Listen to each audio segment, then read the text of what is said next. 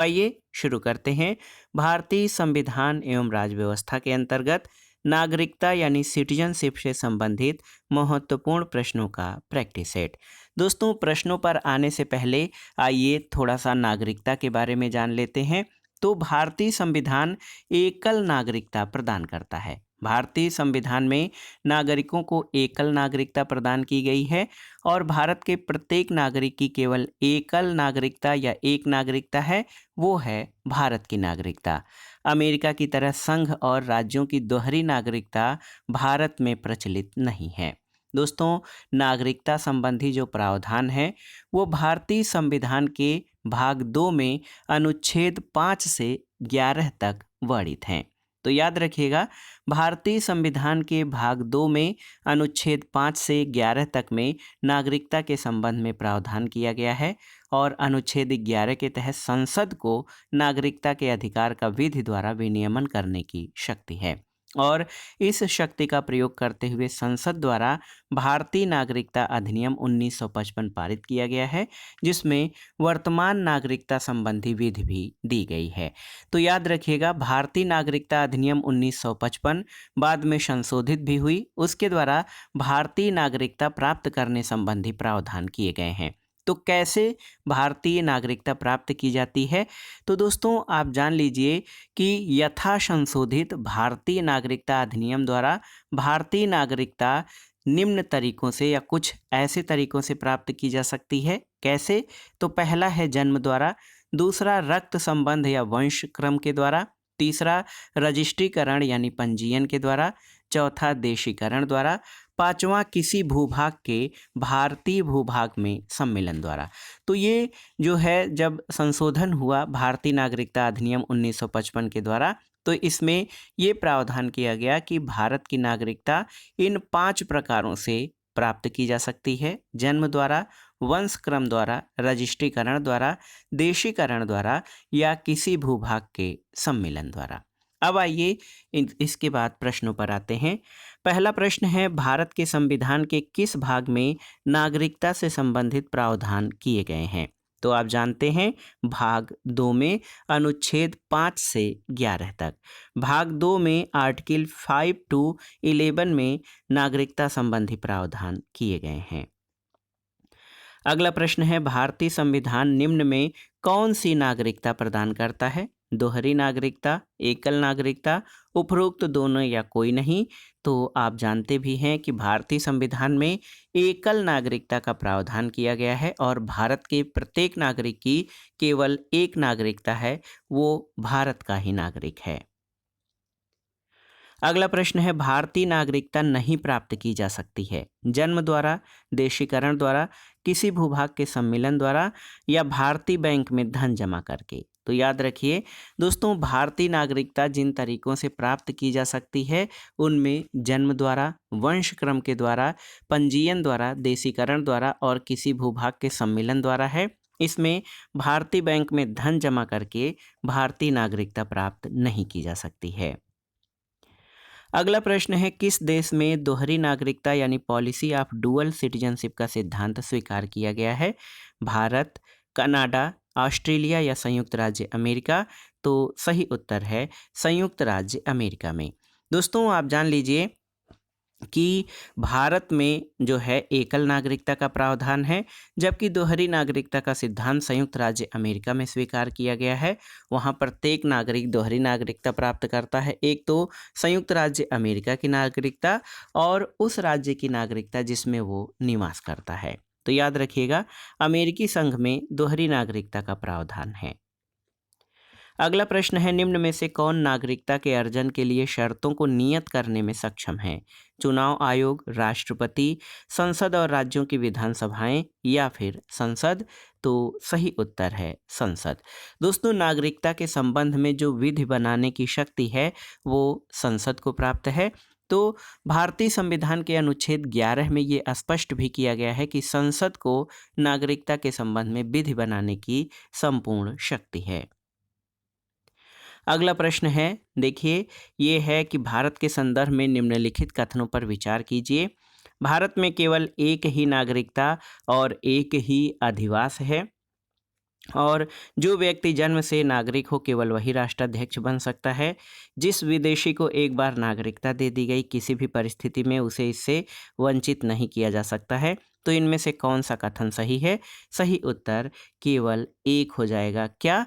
कि भारतीय संविधान एकल नागरिकता का प्रावधान करता है और विशेष रूप से अनुच्छेद 370 के प्रावधानों को हटाए जाने के बाद भारत में अब केवल एक ही नागरिकता और एक ही अधिवास है। यूएसए या संयुक्त राज्य अमेरिका के भांति संघ और राज्यों की दोहरी नागरिकता या दो से अधिक देशों की नागरिकता का प्रावधान भारत में नहीं किया गया है, आप जानते हैं। संविधान के अनुच्छेद 9 के अनुसार विदेशी राज्य की नागरिकता स्वेच्छा से अर्जित करने वाले व्यक्ति भारत के नागरिक नहीं रह जाते। तो इस तरह से कथन एक सही है। और संविधान के अनुच्छेद 58 एक क के अनुसार कोई व्यक्ति भारत का राष्ट्रपति निर्वाचित होने का पात्र तभी होगा जब वह भारत का नागरिक हो, लेकिन इसके लिए जन्म से नागरिक होना आवश्यक शर्त नहीं है। तो कथन 2 सही नहीं है। और नागरिकता अधिनियम 1955 की धारा 10 के तहत भारत की नागरिकता प्राप्त करने वाले विदेशी व्यक्ति को नागरिकता से वंचित किया जा सकता है यदि उसने रजिस्ट्रीकरण या देशीकरण का प्रमाण पत्र कपट, मिथ्या, व्यपदेशन या किसी तात्विक तथ्य को छिपाने के द्वारा प्राप्त किया हो, या यदि उसने भारत के संविधान के प्रति अभक्त या अप्रतिपूर्ण दर्शित किया हो, या यदि उसने भारत के किसी युद्ध के दौरान शत्रु देश के साथ विधि विरुद्ध व्यापार या संचार किया हो, या वह 7 वर्ष निरंतर भारत से बाहर साधारण निवासी रहा हो। तो केवल और केवल यहाँ पर देखिए, केवल एक भारत में केवल एक ही नागरिकता और एक ही अधिवास है, केवल यही कथन सही है। अगला प्रश्न है, भारत की नागरिकता निम्नलिखित में से किस प्रकार से प्राप्त की जा सकती है? जन्म से, वंशानुक्रम से, देशीकरण से या उपर्युक्त सभी से? तो सही उत्तर उपर्युक्त सभी से, ऑप्शन डी। दोस्तों, भारतीय नागरिकता अधिनियम 1955 के अधीन भारतीय नागरिकता का अर्जन जन्म द्वारा, देशीकरण द्वारा, पंजीकरण यानी रजिस्ट्रीकरण द्वारा, वंश परंपरा के द्वारा, अर्जित भूभाग के विलयन या सम्मिलन के द्वारा किया जा सकता है।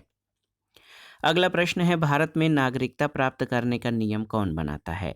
राष्ट्रपति, राज्यपाल, मुख्य चुनाव आयुक्त या फिर प्रधानमंत्री? तो सही उत्तर है कि भारत में यहाँ पर ऐसे तो संसद जो है सक्षम है नागरिकता संबंधी नियम बनाने में, लेकिन यहाँ विकल्पों में आप अगर जो देखेंगे तो भारत में नागरिकता प्राप्त करने का नियम संसद द्वारा अनुमोदित होने के बाद राष्ट्रपति के हस्ताक्षर द्वारा बनता है। ऑप्शन ए आपका सही उत्तर है। अगला प्रश्न है दोस्तों, भारत में एकल नागरिकता की अवधारणा अपनाई गई है कहाँ से? इंग्लैंड से, यूएसए से, कनाडा से या फिर फ्रांस से? आपको बताना है। तो सही उत्तर इंग्लैंड से एकल नागरिकता का प्रावधान जो है ग्रहण किया गया है। दोस्तों, भारत में एकल नागरिकता की अवधारणा इंग्लैंड की संवैधानिक व्यवस्था से अपनाई गई है। अगला प्रश्न है, दोहरी नागरिकता किसकी विशेषता है? आपको बताना है। एकात्मक सरकार, संघीय सरकार, संसदीय सरकार या राष्ट्रपति शासित सरकार की? तो सही उत्तर क्या हो जाएगा? सही उत्तर संघीय सरकार की, ऑप्शन बी। दोस्तों, आप जान लीजिए कि संघीय सरकार में दोहरी नागरिकता संघ और राज्य की हो सकती है। अमेरिका की संघीय सरकार में दोहरी नागरिकता की व्यवस्था है। ऑप्शन बी आपका सही उत्तर है। अगला प्रश्न है, निम्नलिखित में से किस पद्धति से किसी भारतीय व्यक्ति की नागरिकता रद्द नहीं हो सकती? त्याग, समाप्ति, वंचन या फिर देशीकरण? तो सही उत्तर देशीकरण के द्वारा। दोस्तों, आप जान लीजिए भारत में नागरिकता की समाप्ति नागरिकता का परित्याग करने पर, समाप्ति और वंचित किए जाने पर समाप्त हो सकती है। देशीकरण नागरिकता को समाप्त नहीं बल्कि प्राप्त या अर्जन करने के लिए होता है। अगला प्रश्न है, रिक्त स्थान की पूर्ति करिए। एक श्रेष्ठ नागरिक वह है जो, ऑप्शन है, सामाजिक और राजनैतिक रूप से जागरूक हो, अपने सामाजिक दायित्वों के प्रति सचेत हो, उच्च शिक्षित हो या संविधान विज्ञ हो? तो सही उत्तर है सामाजिक एवं राजनीतिक रूप से जागरूक हो। दोस्तों, एक श्रेष्ठ नागरिक वह है जो सामाजिक और राजनैतिक रूप से जागरूक है और सामाजिक दायित्वों के निर्वहन के लिए विधि सम्मत कार्य करने के लिए शिक्षित हो। ऑप्शन ए आपका सही उत्तर है। अगले प्रश्न पर आते हैं, नागरिकता अधिनियम 1955 के अंतर्गत पंजीकरण द्वारा भारतीय नागरिकता प्राप्त करने के लिए भारतीय मूल के व्यक्ति को भारत में कितने वर्ष बिताने होंगे? ऑप्शन है 3 वर्ष, 5 वर्ष, 7 वर्ष या 10 वर्ष। तो सही उत्तर क्या हो जाएगा? सही उत्तर आपका हो जाएगा दोस्तों 7 वर्ष, ऑप्शन सी। नागरिकता अधिनियम 1955 की धारा 5(1)(a) के तहत पंजीकरण द्वारा भारतीय नागरिकता प्राप्त करने के लिए भारतीय मूल के व्यक्ति को जो है भारत में 7 वर्ष बिताने होंगे। अगला प्रश्न है, भारत का एक नागरिक अपनी नागरिकता खो देगा यदि वह पहला है भारतीय नागरिकता का परित्याग करता है, स्वेच्छा से अन्य देश की नागरिकता प्राप्त करता है, किसी अन्य देश के नागरिक से विवाह करता है या फिर सरकार की आलोचना करता है। तो सही उत्तर क्या हो जाएगा? यहाँ पर विकल्पों के आधार पर है। दोस्तों आप जान लीजिए, भारतीय नागरिकता का परित्याग करता है तब, और स्वेच्छा से अन्य देश की नागरिकता प्राप्त करता है। ये 2 स्थितियां हैं जब भारत का कोई नागरिक अपनी नागरिकता खो देगा। ऑप्शन सी आपका सही उत्तर है।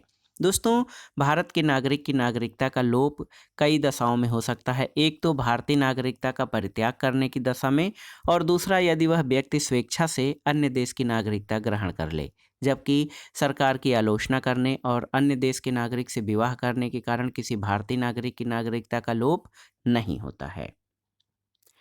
अगला प्रश्न है कि नागरिकता संशोधन अधिनियम 2015 के अंतर्गत निम्नलिखित में से कौन भारतीय कार्ड धारक प्रवासी नागरिक के रूप में पंजीकृत होने के लिए अर्ह नहीं है? ऑप्शन यहाँ पर हैं, आप देख सकते हैं।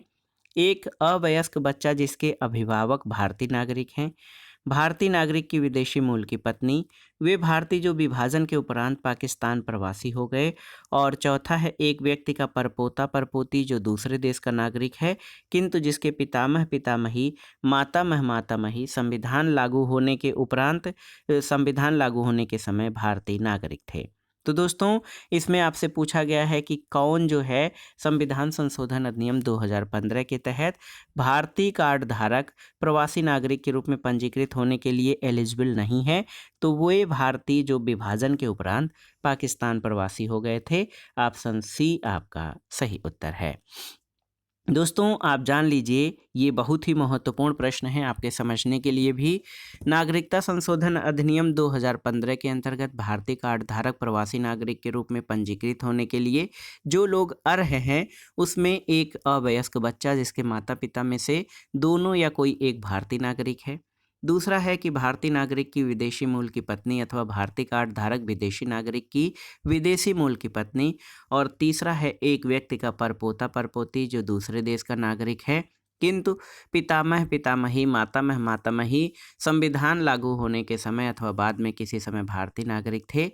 इसके अलावा एक व्यक्ति का एक अवयस्क बच्चा कुछ शर्तों के साथ, इसके अलावा पाकिस्तान, बांग्लादेश और अन्य देश जिसे केंद्र सरकार निर्धारित करे उसके नागरिकों को इससे वंचित रखा गया है।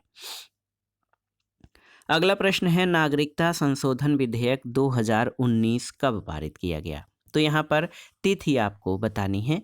10 दिसंबर 2019, 11 दिसंबर 2019, 12 दिसंबर 2019 या 13 दिसंबर 2019। तो सही उत्तर 11 दिसंबर 2019।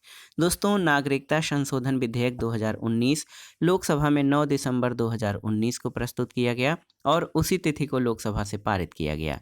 11 दिसंबर 2019 को ये राज्यसभा द्वारा पारित किया गया और राष्ट्रपति ने इस विधेयक को 12 दिसंबर 2019 को मंजूरी दी और ये विधेयक अधिनियम बन गया। 10 जनवरी 2020 से नागरिकता संशोधन अधिनियम 2019 लागू हुआ है। तो याद रखिएगा, नागरिकता संशोधन अधिनियम 2019 10 जनवरी 2020 से लागू हुआ है। अगला प्रश्न मिलान करना है स्तंभ 1 और स्तंभ 2 का। भारतीय नागरिकता को प्राप्त करने का तरीका, ये यहाँ पर पंजीयन या पंजीकरण से हो सकता है। भारतीय नागरिकता को अंत करने का तरीका, ये वंचित करने पर, और मूल अधिकार विधि के तहत समता। तो यहाँ पर CAB ऑप्शन ए आपका सही उत्तर हो जाएगा। अगला प्रश्न और आज के वीडियो का आखिरी प्रश्न है, निम्नलिखित में से कौन सा कृत्य किसी भारतीय की नागरिकता रद्द करा सकता है? पहला है नागरिक ने संविधान के प्रति निष्ठाहीनता दर्शाई हो, सही है। नागरिक ने युद्ध के समय गैर कानूनी तरीके से शत्रु के साथ संपर्क साधा हो, तो बिल्कुल सही है। इसमें आप जान लीजिए कि दोनों ही तरीकों से भारत की किसी भारतीय की नागरिकता रद्द की जा सकती है। नागरिकता अधिनियम 1955 जो संशोधन के अनुसार यदि कोई नागरिक संविधान के प्रति निष्ठा नहीं दर्शाता हो और युद्ध के समय गैर कानूनी तरीके से शत्रु से संपर्क में रहता है तो उसकी नागरिकता रद्द हो सकती है। कथन ए और बी दोनों सही हैं। तो दोस्तों ये था आज का वीडियो भारतीय संविधान एवं राज्य व्यवस्था से संबंधित महत्वपूर्ण प्रश्नों का प्रैक्टिस सेट, जो आपके आगामी विभिन्न परीक्षाओं के सामान्य ज्ञान और सामान्य अध्ययन के साथ विभिन्न राज्यों द्वारा राजनीति विज्ञान और नागरिक शास्त्र से आयोजित की जाने वाली शिक्षक भर्ती परीक्षाओं के भारतीय राज्य व्यवस्था खंड के लिए भी बहुत ही उपयोगी है। तो आप इन प्रश्नों को तैयार कर लीजिएगा। वीडियो आपको कैसा लगा हमें कमेंट बॉक्स में ज़रूर बताइएगा। वीडियो को लाइक करें, शेयर करें और इस चैनल को सब्सक्राइब करें। वीडियो देखने के लिए धन्यवाद दोस्तों। नमस्कार।